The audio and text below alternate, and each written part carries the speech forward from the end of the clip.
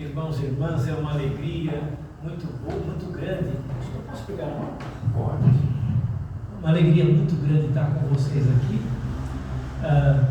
Eu estava brincando com os irmãos mais antigos, quando a avenida era mais para lá, a gente jogava bola aqui, não é? E depois do culto a gente terminava, a criançada, né? Eu tinha 9, 10 anos, né? A gente terminava, jogava bola aqui.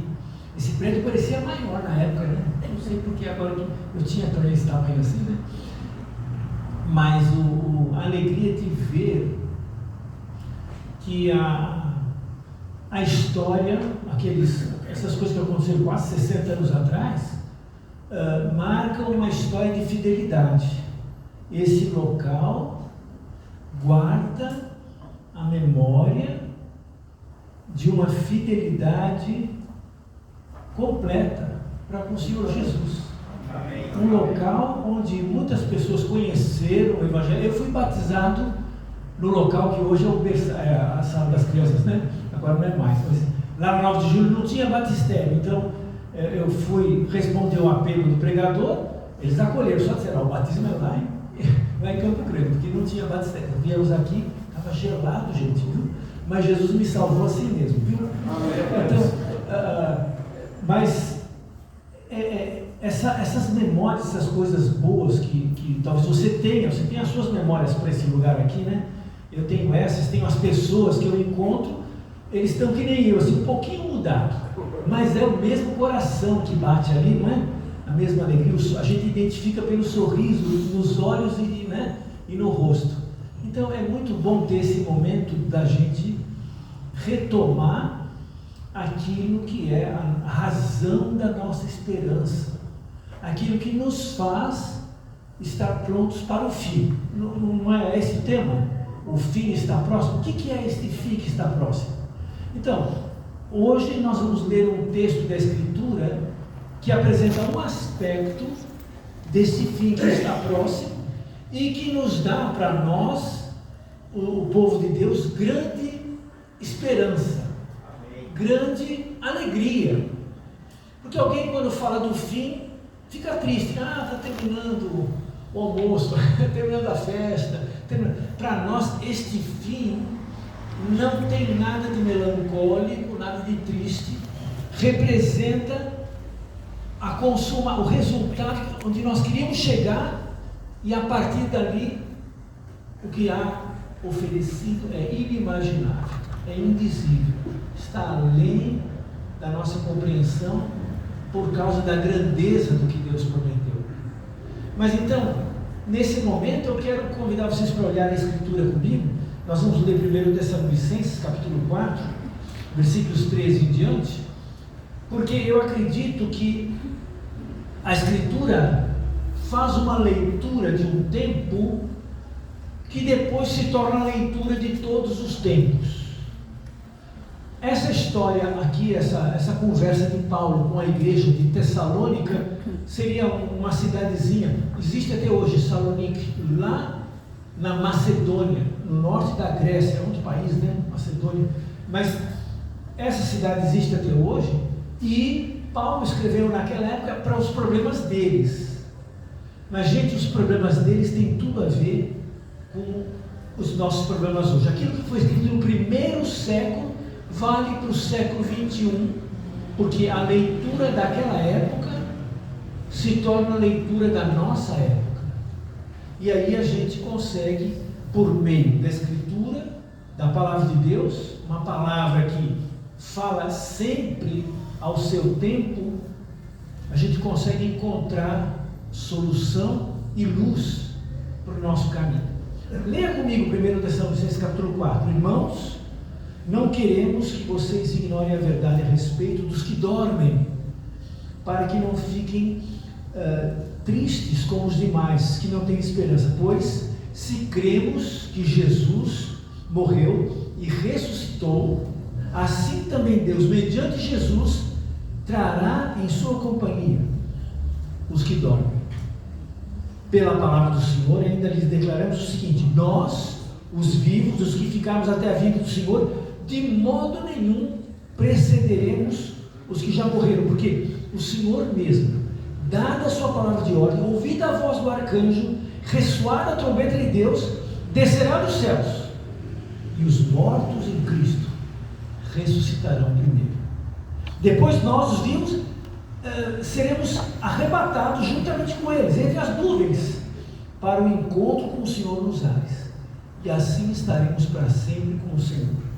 Portanto, consolem-se uns aos outros com as palavras. Irmãos, no que se refere aos tempos e às épocas, não há necessidade que eu lhes escreva. Estou continuando a leitura, versículo 2 do capítulo 5. Porque vocês sabem perfeitamente que o dia do Senhor vem como ladrão de noite. Quando andarem dizendo paz e segurança, lhes sobrevirá repentina destruição, como vem as dores de parto à mulher que está para dar à luz, e de modo nenhum escaparão. Mas vocês, irmãos, não estão em trevas, para que esse dia os apanhe de surpresa como ladrão, porque vocês todos são filhos da luz e filhos do dia, não somos da noite e nem das trevas. Assim, pois, não durmamos como os demais, pelo contrário, vigiemos e sejamos sóbrios. Ora, os que dormem de noite que dormem, os que se embriagam de noite que se embriagam. Nós, porém, somos do dia. Sejamos sóbrios, revestindo-nos da couraça da fé e do amor, tomando como esperança o capacete da salvação, porque Deus não nos destinou para a ira, mas para alcançar a salvação mediante nosso Senhor Jesus Cristo, que morreu por nós, para que quer vigiemos, quer durmamos, vivamos em união com Ele. Portanto, consolem uns aos outros e edifiquem-se mutuamente, como vocês têm feito até agora. Essa é a palavra que o Senhor deu para Paulo, servo de Jesus. E é a palavra que foi para um tempo. Aquela sociedade que, como diz o versículo 13, não tinha esperança. Se você andasse comigo pelas ruas da cidade de Tessalônica, fosse até o cemitério, você ia encontrar plaquinhas dizendo assim: já não existo. Outra plaquinha dizia: não fui, não sou, não me importo. A esperança após morte daquele povo era zero. Pessoas sem esperança, viviam uma vida com medo da morte. Eles tinham medo de uma coisa chamada a moira. O que era a moira?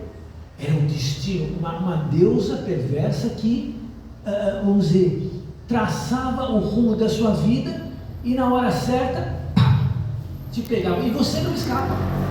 Eu vou tentar fazer uma coisa. Você não escapa. Ela é implacável, ela é fria, ela vem e acaba com você. Esse era o pensamento deles. Tinham medo desse destino que eles não poderiam mexer, tinham temor da morte que vinha e eles iriam para a inutilidade. Eles tinham até a ideia do mundo dos mortos, mas até o grande poeta Homero dizia: é melhor ser um mendigo e um pedinte entre os vivos do que um rei no mundo dos mortos, porque lá no mundo dos mortos é uma escuridão, é tudo cinza, é tudo frio, é uma vida sem vida, é uma negação da existência. Então, quando o Paulo falou, não sejam como a sociedade circundante que não tem esperança, aquele povo de Tessalônica era assim, vivia, todo mundo vive, todo mundo vai trabalhar, todo mundo vai preparar o alimento, todo mundo vai se proteger do frio, mas era uma vida de um animal na fila do matadouro. E ele sabe que lá na frente o fim trágico ia chegar. E ele não podia escapar disso. E Paulo disse: irmãos, vocês, no versículo 14, versículo 13 diz: vocês não pensem como os de fora, vocês vão ter esperança. Agora deixa eu fazer um parêntese rápido aqui.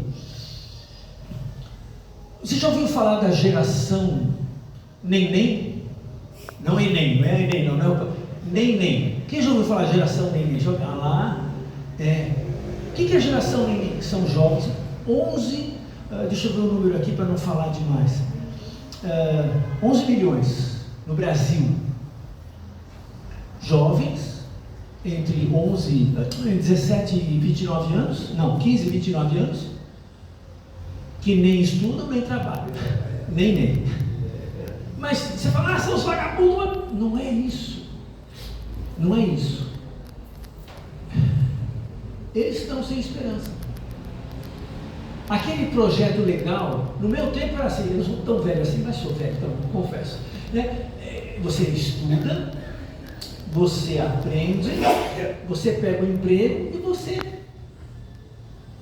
realiza a sua vida, né? Você casa, né? Tem que achar uma pessoa que suporte você, né? Mas assim, você vai, é um projeto de vida linear. No meu tempo era assim. Não. A geração neném é um grupo grande de pessoas que não são vagabundos, não são incapazes, são inteligentíssimos. Até a virtualidade, a internet, o celular na mão, tira eles fora da realidade. Eles veem todo mundo. Eles veem assim, o Qatar, os caras com um automóvel revestido de ouro, né? E eles nem isso, nem aquilo. Nem. Alguns dizem que é sem nada. Mas isso, eu estou falando assim, é desesperança. Sabe que, vamos pular de grupo, os adultos que estão no mercado de trabalho. O Brasil está no momento, o governo está falando que está a menor taxa de desemprego, é verdade. A estatística é verdadeira. Agora, o que acontece com o momento do Brasil? Você está percebendo essa uberização do trabalho, né? Estão dizendo para você seja o empreendedor de você mesmo. A empresa não vai fazer nada por você, você vai fazer tudo por você. Você tem que... Então, o adulto economicamente ativo vive numa condição de corda bamba. O que o filósofo coreano, que ensina na Alemanha, ele chama de a sociedade do cansaço. Você se torna o seu feitor, você se força a trabalhar cada vez mais, você cobra uma eficiência cada vez maior de você para conseguir se manter no mercado, senão você está fora. Não tem muita esperança. Uma precarização do trabalho, da precarização da vida, em função de uma sociedade que espreme o ser humano para tirar o que pode dele. E os velhos não escapam. As pessoas da terceira idade, eu estou nesse grupo, o etarismo vai chegando, vão te deixando de lado. Não, você não pode. Na verdade, nós não queremos você. E você fica sozinho, menos visitas, menos pessoas conversam. Você tem tanta experiência, tanta coisa para dizer, ninguém te pergunta nada.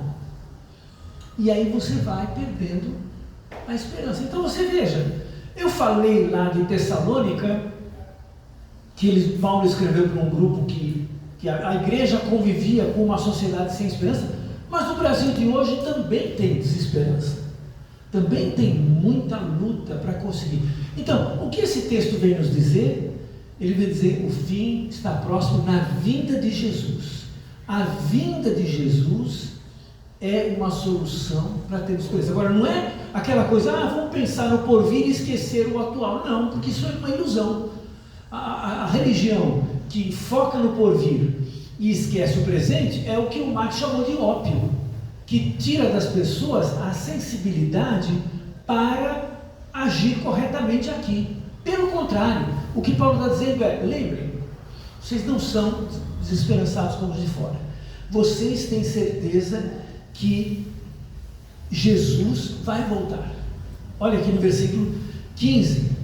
Vai haver uma palavra de ordem. Ele vem como um rei. A palavra usada aqui, Paulo pegou do discurso grego-romano, para os imperadores.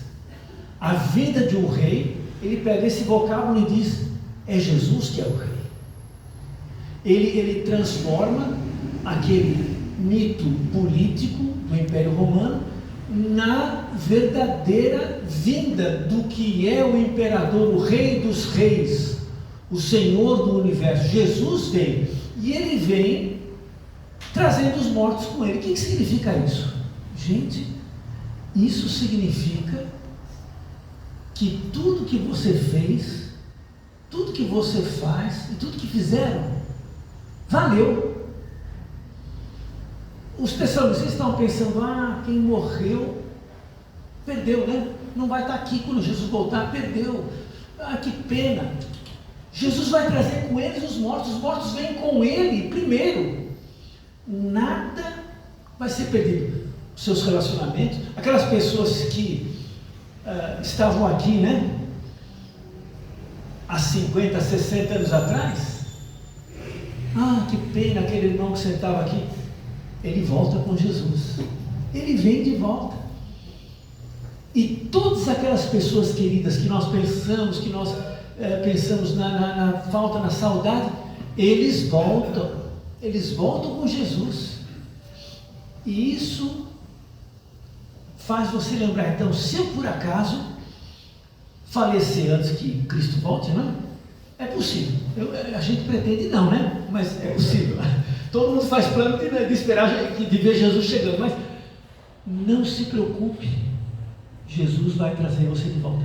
Teve um escritor cristão que disse no quarto século: a ressurreição é a reconstituição do homem com tudo que ele é, com tudo que ele é, tudo que você tem, tudo que você lembra, tudo que é bom, não o mal, não a dor no joelho, não volta, mas as coisas boas, vem todas. Jesus não deixa nada para trás, e aqueles que estiverem vivos naquele dia vão ser arrebatados para estar com ele. Tem aquelas histórias malucas de arrebatamento, né? Já viu atrás do carro assim? Olha, se esse carro ficar sem direção, né? É porque foi arrebatado. Não é isso. Na Escritura, quando Cristo volta, é o fim dos tempos. O mundo vai deixar de existir da modo como pensamos hoje. Na lição da manhã eu vou tratar sobre isso. Mas quando Jesus volta, ele traz os mortos com ele e a gente vai junto. Era uma cena importante. Quando o imperador vinha visitar uma cidade, o povo da cidade se arrumava numa grande pompa e ia ao encontro dele, encontrava ele fora da cidade, aí vinham juntos, né? Uma espécie de festividade, né? É o rei que está voltando. Jesus vem e nós vamos ao encontro dele.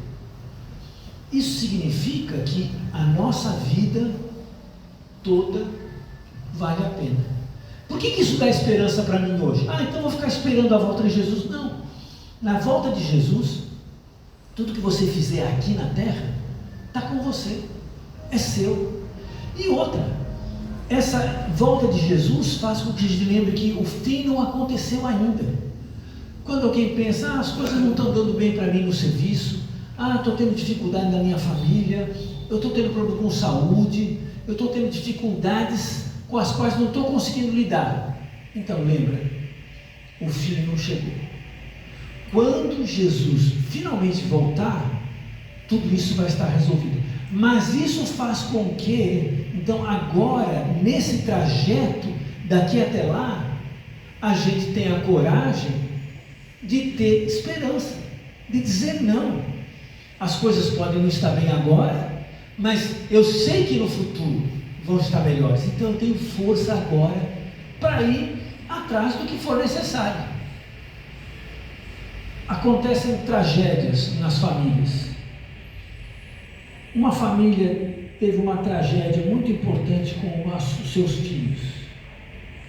O que consola aquele pai, aquela mãe?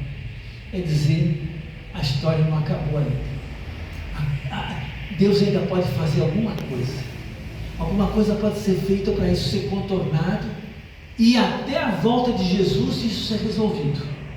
Então essa é a esperança cristã que desconfigura a desesperança, que destrói aquela expectativa pessimista de uma vida que não escapa da dificuldade. Não. O que a ressurreição diz é: Jesus já ganhou, já solucionou, já trouxe para você a vitória. Pode ficar tranquilo.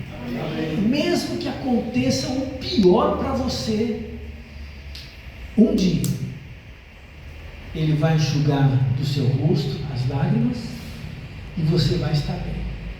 Aquilo que você perdeu de precioso, Ele traz de volta.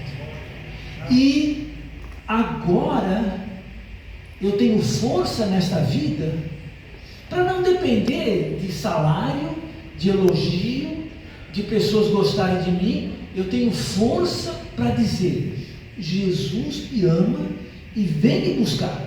Então eu vou agir consistentemente com esse amor que Ele me deu, e eu vou enfrentar a vida com coragem, com vigilância. O Paulo vai dizer: não sejam como aqueles que caem na bebedeira, versículo 7 do capítulo 5, que dormem, que se entregam, está ruim. Então, não. A gente diz: eu acredito que na volta de Jesus todos os males são removidos, todas as bênçãos são entregues, e que até lá o nosso papel é animar, consolar uns aos outros e fazer com que essa mensagem de salvação chegue a mais pessoas. Mais pessoas saem do ciclo do desespero, saem do ciclo da desesperança e tenham esperança. A esperança por vir faz com que haja esperança nesta vida. Houve um homem muito estudioso, ele era um dos primeiros fundadores da psicologia, ele era judeu. Ele foi preso pelos nazistas no campo de concentração, Viktor Frankl. Ele foi preso e tratado, os judeus foram tratados como lixo nos campos de concentração. E era uma matança sem sentido. Pessoas morriam porque alguém queria praticar tiro ao alvo. Morriam porque espirrou, morriam.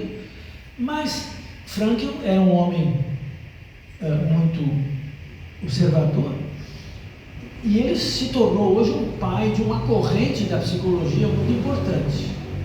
Mas o que ele observou no campo de concentração é o seguinte: pessoas, todos judeus ali, pessoas que tinham um pouquinho de pensamento espiritual, de esperança e transcendência, a gente fala, que pensavam um pouquinho em Deus, tinham mais chance de ficar vivos do que aqueles que se entregaram ao desânimo, porque, gente, era desanimante mesmo, viu? Que o que foi feito foi uma coisa brutal, né?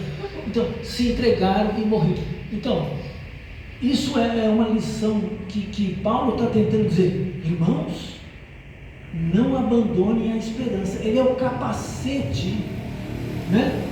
A armadura da fé e do amor, ele vai dizer isso no versículo 8, mas o capacete, o que protege a sua mente, a sua direção de vida, é a esperança.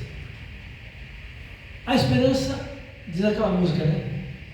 Pode até ser frágil, mas é difícil de matar. E com a esperança, você prossegue e você vai na direção daquele que vem nos buscar. O rei está voltando. O fim está próximo, não porque nós estamos sucumbindo, mas porque ele vem por um ponto final nesse processo e iniciar outro. E nessa esperança, eu tenho força, você tem força para enfrentar grandes dificuldades, sim, porque nós sabemos que no final todas as coisas cooperam para o bem daqueles que amam a Deus, daqueles que são chamados segundo o seu propósito.